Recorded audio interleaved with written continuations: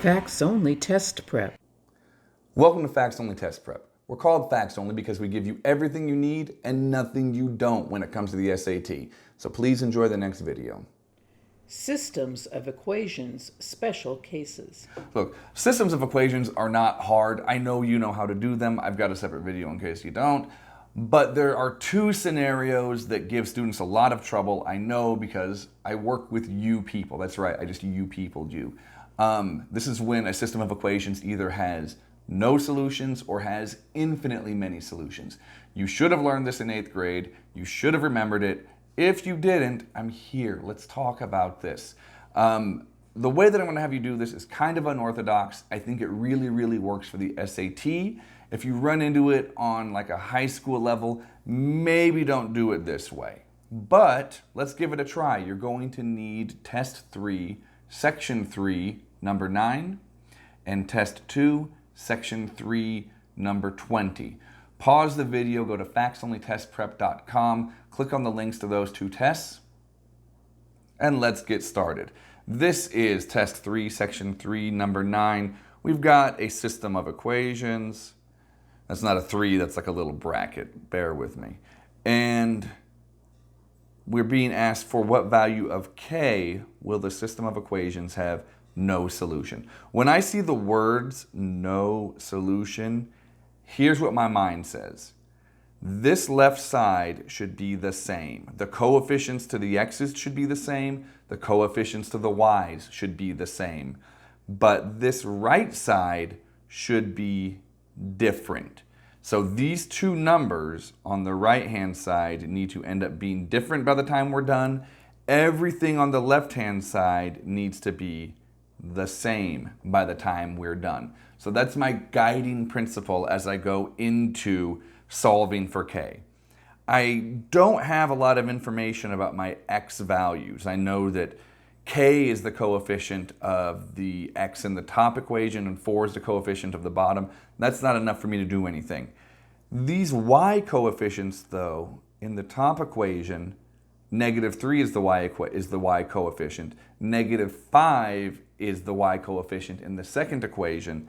I can multiply both sides of the top equation by 5 and both sides of the bottom equation by 3, and that's going to level out my y coefficients. So my new system of equations, once I've done that multiplication, will be 5kx minus 15y equals, and remember I need to multiply the right-hand side of the equation by 5 also, so I'll get 20.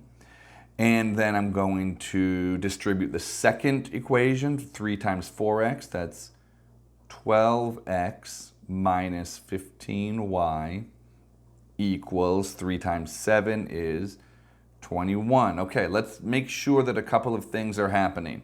The right-hand side is different on the top and bottom. That's important.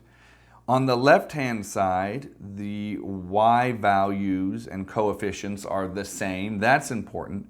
So now we need for the x coefficients to be equal, and actually that's 5k. That should be equal to 12. So I'm just going to set 5k equal to 12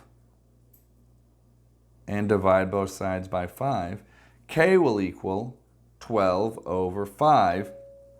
That's our answer. A is our answer. Let's try another one that doesn't have no solutions. It has infinitely many solutions. This is Test 2, Section 3, number 20. There's a shortcut way to do this. I want you to get used to these principles, though. On a system of equations that has infinitely many solutions, you want to make the entire left side look the same on the top and on the bottom, and the entire right side look the same and on the top and on the bottom. I promise I can talk. But this isn't an elocution video anyway, so why don't you stop complaining about it and learn all this sweet, sweet math. I can't do anything with my x coefficients in my top equation because they're both variables. I have two constants on the right-hand side of the equations. So if I can make the top constant the same as the bottom constant, I'm going to be on my way. I'm going to multiply both sides by 5.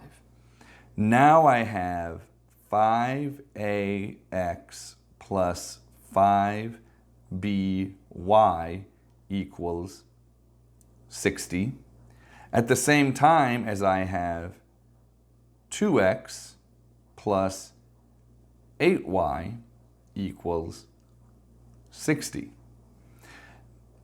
Because I want my left-hand side and my right-hand sides to be exactly the same, I want 5a to be equal to 2, and I want 5b to be equal to 8. I've already got 60 equal to 60, so we're in good shape over there.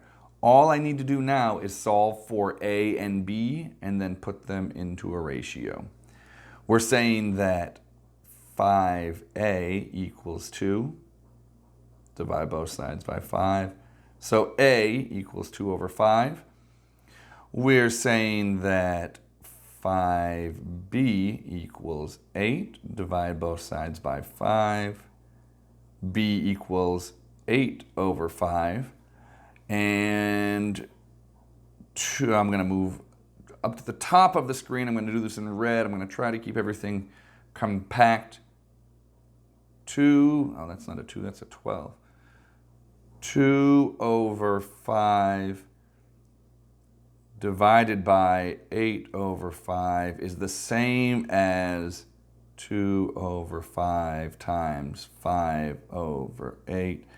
5's cancel, and we get 2 over 8 or 1 over 4. So you would bubble in 1 over 4, 1/4. Now, I know that if you're looking at this system of equations, you might have picked up on the idea that 2 and 8 are the coefficients that are given in the second equation.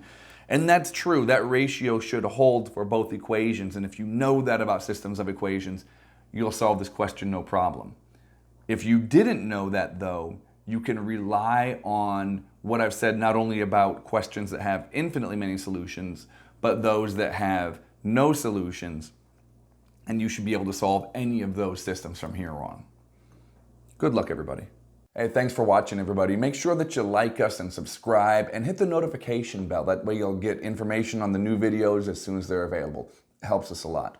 Also, visit us at factsonlytestprep.com. That's where you'll find links to the tests that I use in my lessons, along with some other resources that we prepared for you.